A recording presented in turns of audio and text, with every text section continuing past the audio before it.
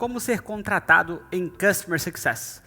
Eu sou o Louis von Holleben e esse é o podcast Customer Success by Louis. E no episódio de hoje, gente, eu vou responder essa pergunta através de 6 diferentes pontos. 6 pontos que eu separei para vocês, para que você consiga tanto se preparar antes do processo seletivo, quanto você performe, né? Vai avançando, evoluindo dentro do processo seletivo para conseguir ter essa oportunidade dentro de Customer Success nas suas mãos. Beleza, galera? Então, galera, esse episódio é dedicado principalmente a quem já participou de inúmeras entrevistas, já foi rejeitado em vagas de CS, está tentando entrar no mercado ou mudar de empresa no momento, enfim, todos vocês que estão interessados nesse assunto. Vou contar um caos bem rapidinho. Eu, no começo da minha carreira, ou vamos dizer até antes da minha carreira em startups começar, a primeira empresa que eu trabalhei em startups foi o RD Station, chamado na época de Resultados Digitais, e eu fiz uma entrevista, um processo seletivo para Customer Success, lá mais ou menos em 2014, gente. Cara, se eu entrasse nessa época, eu teria sido, sei lá, um dos primeiros CSs da empresa, teria sido o número 10, o número 15, quem sabe, né? Só que eu não me preparei para esse processo seletivo. Por algum motivo, eu não sei se estava perto do verão, eu ainda estava na faculdade, putz, vamos curtir um pouco mais esses meses de calor aqui em Florianópolis. Estava numa vibe assim, cara, paz e amor, se passar, passou, se não passar, não passou. E, obviamente, numa empresa séria como a RD, não é fácil passar numa entrevista simplesmente por querer e por achar que merece, se eles forem com a minha cara eu passo. Eu não estudei, eu não me preparei. E o Gui, na época, o diretor de CS, né, um dos founders, rejeitou a minha candidatura depois de uma entrevista e falou, cara, tá fora. Né? Então eu fui eliminado, gente, desse processo seletivo. Graças a Deus, 1 ano e pouco depois, eu refiz o processo seletivo, me preparei, segui as dicas que eu vou falar para vocês aqui e consegui passar, né, consegui entrar mais ou menos em março de 2015, fevereiro de 2015, para atuar dentro de Customer Success lá na RD.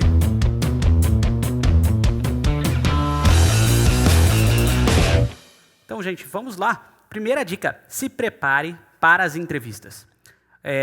Olha, o meu maior erro em 2014 foi não ter me preparado, foi não ter estudado, eu não sabia o que era um lead, eu não sabia o que significava a palavra empatia no contexto de clientes. Então, se prepare para essas entrevistas. Lui, eu não sei qual startup eu vou aplicar, qual empresa eu vou aplicar. Se prepare estudando Customer Success em primeiro lugar. Entenda o que é CS, o que o CS tem que fazer, quais as jobs, o que é uma jornada do cliente, como construir uma jornada, o que é o onboarding, o que é o ongoing, qual é a relação de CS com outras áreas e tantas coisas que você aprende pela internet, em livros, cursos, posts, nesse podcast aqui, ouvindo todos os episódios e etc. Primeiro, depois de ingerir esse conteúdo todo, você pode tentar criar um conteúdo. De repente, no próprio LinkedIn, compartilhar com o mundo seus aprendizados. Gente, o LinkedIn é dinâmico. Os recrutadores conseguem enxergar as publicações que você fez. Uma pessoa que está te recrutando pode ver, pô, que legal, post daquela pessoa ali que está concorrendo. Que legal, ela é interessada, né? Olha só, está escrevendo conteúdo sobre o assunto. Que interessante, né? Então, crie algum conteúdo. Tem gente que prefere o Medium, tem gente que faz o próprio blog, tem gente que escreve no próprio LinkedIn por publicação ou por aqueles textos maiores, né, que mudam, os artigos que mudam de nome a cada tempo. Crie conteúdo sobre o assunto. Se você já está participando de processo seletivo e já sabe o modelo de negócio da empresa, de repente adapte e fale para o recrutador, olha só que legal, eu escrevi um post sobre o agronegócio e como o Customer Success pode ajudar na gestão de empresas, por exemplo. O software é jurídico e eu escrevi como é que um Customer Success pode auxiliar os advogados a utilizar melhor. Enfim, você pode criar conteúdo, gente. Putz, a gente está em 2022, por favor, né? Vamos fazer isso de forma dinâmica. Segundo ponto, escolha um nicho dentro de Customer Success para que você consiga entender e estudar mais a fundo. Se é onboarding, se é ongoing, se são contas grandes, se é contas pequenas, um volume de contas que eu vou gerir, ou começar no suporte para depois crescer para Customer Success, onde você se vê e onde é que você gostaria de trabalhar, ou você que já trabalha em CS, qual seria o seu próximo passo dentro de Customer Success? Eu sei que Customer Success, para quem está trabalhando há anos, quem está na linha de frente, tipo, no meu caso, que estou há 8 anos em CS, a gente acaba sendo meio genérico. Eu acabei fazendo de tudo um pouco nessa vida, nesses últimos anos, assim. Mas Se você quer uma oportunidade específica, tente estudar especificamente qual é o tipo de nicho que você quer conquistar, qual é a tua vaga dos sonhos e estude profundamente isso para mostrar muito valor nesses processos. Beleza? Isso que eu falei foi de pré-processo. Agora vamos para a parte durante o processo seletivo.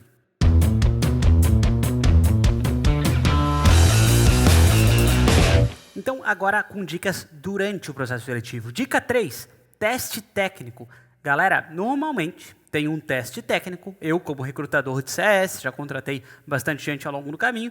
Eu boto um teste técnico, sinceramente, por alguns fatores interessantes, para ver o senso analítico da pessoa, às vezes trazendo uma planilha e falando para ela, cara, quais conclusões, quais insights você tira desta planilha aqui com dados de clientes, fake, né, e etc. Então, é interessante por esse lado, mas eu também costumo falar que a gente separa os aventureiros e aventureiras, os preguiçosos e preguiçosas deste meu Brasil, por pessoas que realmente querem botar a cara naquele teste técnico e fazer acontecer, fazer chover ali dentro, melhor dizendo, né? Então, estude profundamente o case desse teste técnico, peça ajuda. Putz, planilha não é muito meu forte e tal, vou pedir ajuda para alguém para ver se eu tenho uma luz, né? Vá para o YouTube estudar mais. Cara, lá às vezes tem uma aula de 1 hora sobre o básico de Excel, o básico de planilhas, o básico de análise de dados simples, básica dentro de planilhas, seja lá o que for o seu teste técnico, bota a cabeça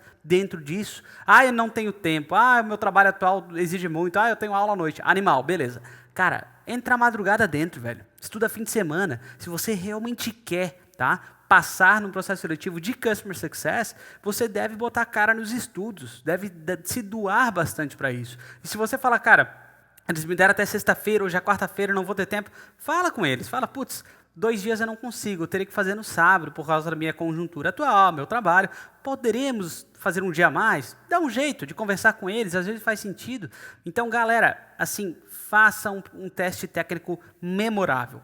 Botem tempo nisso que vocês estão fazendo, né? Isso vai fazer bastante sentido. Vamos para a 4ª dica, depois do teste técnico. Vamos dizer que você tem entrevista com o RH. O RH, gente, às vezes não é o grande expert em Customer Success da empresa. Muitas vezes eles não fazem as reuniões com clientes. Muitas vezes pela correria, pelas entregas que o time de RH tem para fazer, eles não são as pessoas que vão perguntar aspectos voltados a CS, assim como na etapa que a gente teria depois. Mas o RH é especialista dentro da cultura da empresa, por exemplo, a missão, a visão e principalmente os valores dessa empresa. Esteja totalmente alinhado com os valores que a empresa tem. O que essa empresa, para essa empresa é algo que é positivo pra caramba. Vamos pegar um exemplo? O valor da empresa é ser data-driven, guiado por dados, e aqui a gente não abre mão, aqui a gente sempre olha para dados antes de tomar decisões. Pega esse elemento e tente montar um storytelling, uma narrativa a partir do que você já fez, do que você já viu com relação a isso. Por exemplo, na minha empresa antiga, eu tenho 3 casos que eu gosto de contar sobre Data Driven. Eu consegui ajudar num projeto X, eu fiz Y e fiz Z. Né? Ou, cara, uma coisa que a gente não mandava muito bem era não ser guiado por dados, porque isso nos atrapalhava nisso, naquilo, e eu estou procurando entrar numa empresa que seja Data Driven. Por exemplo, né? Só um pequeno exemplo. Tenha em mente os valores da empresa. Não tem no site, eu não achei, não sei o quê. De repente pergunta, vou falar com você, é pessoa de RH, você pode me mandar os valores atuais da empresa para eu dar uma estudada? Para mim é muito importante. Então, não custa perguntar. O pior é candidato que demora para responder e-mail, demora para confirmar e aceitar uma sugestão de horário para falar. Isso é o pior tipo de candidato. Né?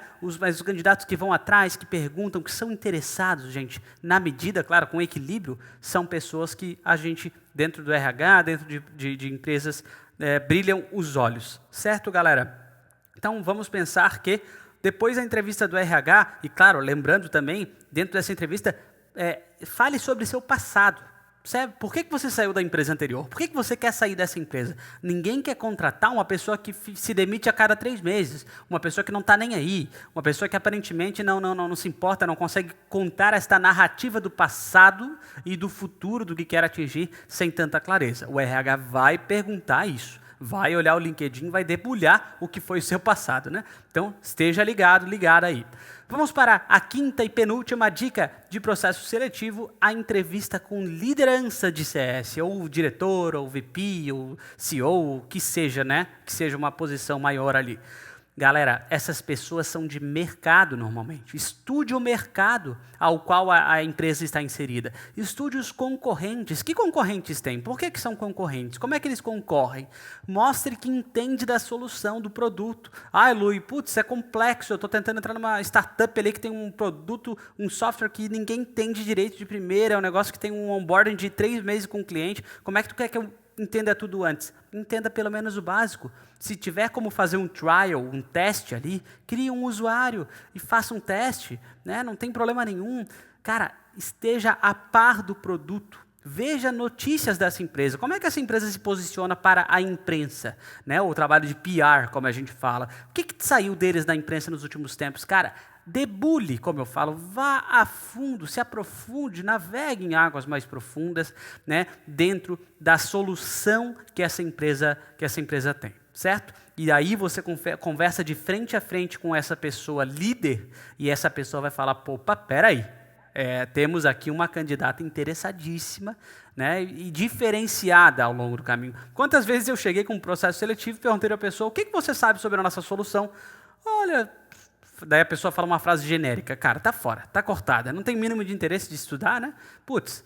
Vamos para a última dica sobre o processo seletivo, o roleplay, ou a simulação. Tem gente que deixa isso para o começo do processo, né? Eu gosto de deixar para o final do processo, para a gente conseguir entender, né, como é que essa pessoa se comunica. E a gente normalmente traz um case. Você vai ser um CS da empresa e vai atender um cliente que está passando por isso, por aquilo. Normalmente existe um case por ali. Leia atentamente esse case. Cada palavra desse case você tem que, sacar, internalizar. Se tiver pergunta para o RH, pergunta para a pessoa, cara, não ficou claro esse ponto, não ficou claro quanto tempo eu vou ter, etc, etc, etc. Então, pergunte se tiver dúvidas. E, gente, treine e, se possível, simule com outras pessoas antes. Teve um certo momento na minha carreira que eu participei, né? Estou nessa carreira mais voltada ao internacional, faz uns, 4 anos agora, mais ou menos. E quando eu passei para a Active Campaign, para a primeira empresa, né, enfim, tinha um roleplay em inglês, era um outro mundo, era com o mercado americano, e eu simulei com professoras de inglês, né, paguei professoras de inglês para eu simular a simulação. Eu fiz uma pré-simulação e fui melhorando, na hora H eu, graças a Deus conquistei a vaga. Então, treine muito, gente. É a parte final, é a parte do roleplay da simulação. Então, com essas 6 dicas, um LinkedIn bonitinho, ativo, né? Se prepare para as entrevistas, escolha um nicho dentro de Customer Success, teste técnico, entrevista com RH, liderança e roleplay, esteja bastante preparado e preparada. Isso demanda tempo, isso demanda sua atenção, portanto, eu desejo toda a sorte do mundo dentro desses processos seletivos. Em si, qualquer dúvida que não ficou clara e etc., pode me procurar no LinkedIn ou no Instagram do CS by Lui.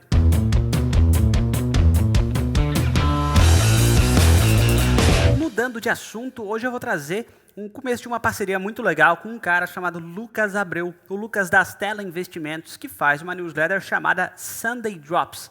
É uma newsletter dominical sobre tecnologia e startups, já está na edição 57. E por que essa parceria? Para que a gente consiga, nós de CS, consigamos estar cada vez mais ligadas no mercado de tech, no mercado de startups, independente do seu modelo de negócios, tá? Então, a gente vai trazer o caso da Figma, não sei se vocês viram falar. A Adobe, gente, a Adobe gigante. Vocês lembram da Adobe? Se vocês já usaram Photoshop em algum momento da vida, vocês lembram da Adobe, já viram no computador de vocês. A Adobe, que é essa gigante, comprou a Figma, a ferramenta queridinha dos designers, por 20 bi de dólares, sendo pago via cash e via ações. Parece uma loucura, gente, parece uma insanidade. Se a gente for entender apenas com números, o ARR, vocês de CS sabem o que é ARR, né? Receita Recorrente Anual da Figma será de 400 milhões no final de 2022. O que significa que a Adobe pagou um múltiplo de 55 vezes, sendo a mediana do múltiplo de receita SaaS de americano mais ou menos de 6,3. Então, 55 versus 6,3, que é o normal. Para adicionar essa salada, a Adobe não está tão rica assim. Sua reserva em dinheiro é de 5 bi, o que é bem inferior à transação. Então, gente, qual é o segredo, tá? Por trás dessa compra? O que a Adobe quis comprar? O que ela quis fazer com a Figma?